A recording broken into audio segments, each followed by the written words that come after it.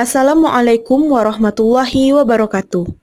Kami kelompok 4 dari kelas 12 MIPA 3 SMA Negeri 1 Sijunjung yang beranggotakan Briliana Pratiwi, Gilang Abiu Antonio, Maulani Rizkia Ardi, Robiatul Adawiyah, dan Yolanda.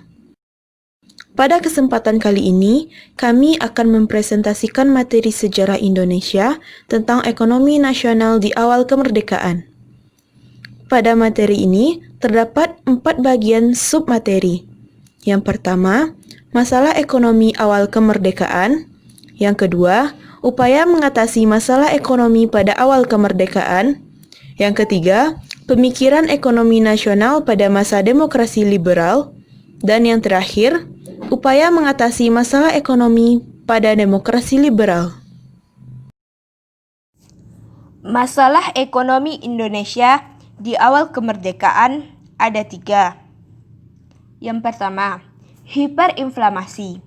Yang kedua, kekosongan kas negara. Dan yang ketiga, blokade ekonomi Belanda. Salah satu permasalahan yang menyebabkan kacaunya perekonomian Indonesia pada awal kemerdekaan adalah hiperinflamasi. Hiperinflamasi adalah keadaan menurunnya nilai mata uang secara berlebihan. Kondisi tersebut disebabkan peredaran mata uang Jepang secara besar-besaran dalam masyarakat. Dengan kondisi tersebut, dibutuhkan uang dalam jumlah banyak untuk membeli barang. Sementara itu, pemerintah Indonesia belum dapat menghentikan peredaran mata uang Jepang karena belum memiliki mata uang pengganti. 2. Kekosongan kas negara. Kas negara mengalami kekosongan karena pajak dan bea masuk lainnya belum ada. Sementara pengeluaran negara semakin bertambah. Penghasilan pemerintah hanya bergantung kepada produksi pertanian. Karena dukungan dari bidang pertanian inilah pemerintah Indonesia masih bertahan, sekalipun keadaan ekonomi sangat buruk.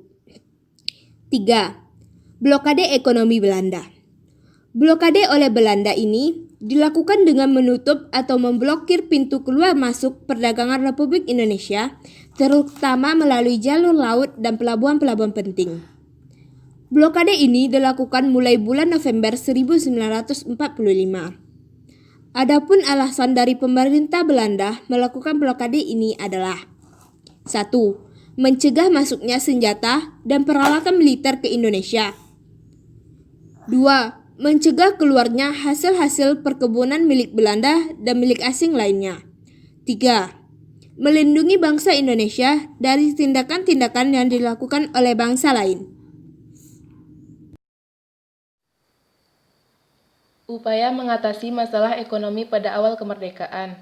1. Mendirikan Bank Negara Indonesia atau BNI. 2. Melakukan diplomasi beras dengan India.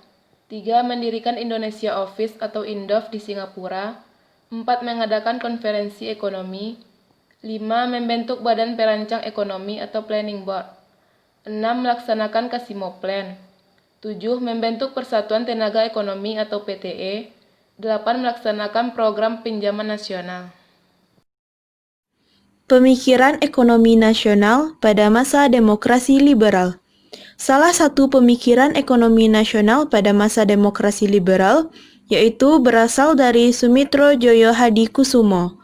Menurut Sumitro Joyo Hadikusumo, pembangunan ekonomi pada masa demokrasi liberal masih menemui berbagai hambatan. Kondisi tersebut disebabkan sistem ekonomi kolonial masih mangkar kuat di Indonesia.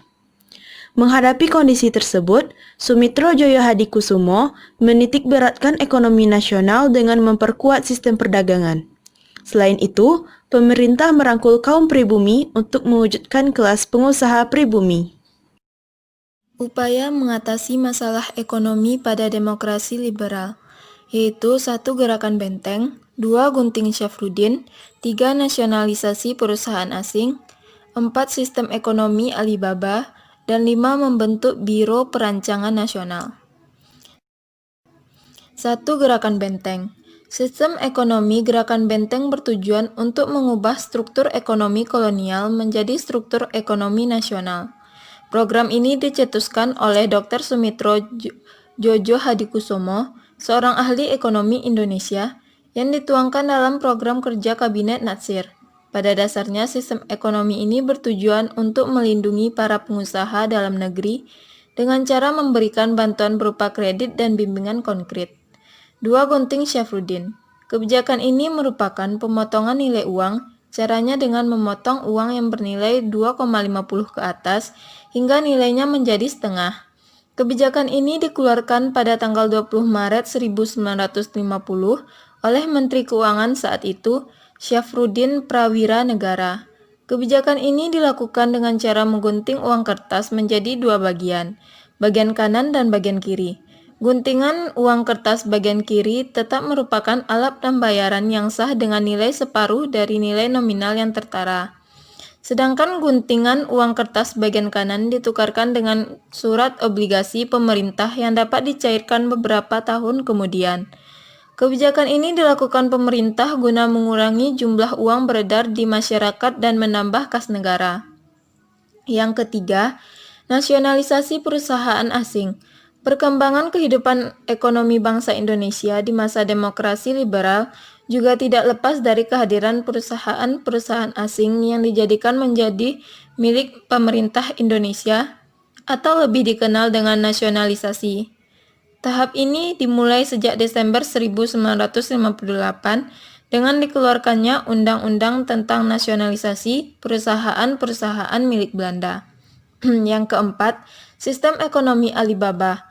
Sistem ekonomi Alibaba diprakarsai oleh Mr. Iskok Joko Hadisurjo, Menteri Ekonomi pada Kabinet Ali I. Kabinet ini fokus pada kebijakan Indonesia dan mengutamakan kaum pribumi. Kata Ali mewakili pengusaha pribumi, dan Baba mewakili pengusaha Tionghoa. Program ini berisi pemberian kredit dan lisensasi pemerintah untuk pengusaha swasta nasional pribumi agar dapat bersaing dengan pengusaha non-pribumi. Namun, program ini gagal karena pengusaha pribumi masih miskin dibandingkan pengusaha non-pribumi. Dan yang terakhir, membentuk Biro Perancang Nasional. Masa kerja kabinet pada masa liberal yang sangat singkat dan program yang silih berganti menimbulkan ketidakstabilan politik dan ekonomi yang menyebabkan terjadinya kemerosotan ekonomi, inflasi, dan lambatnya pelaksanaan pembangunan.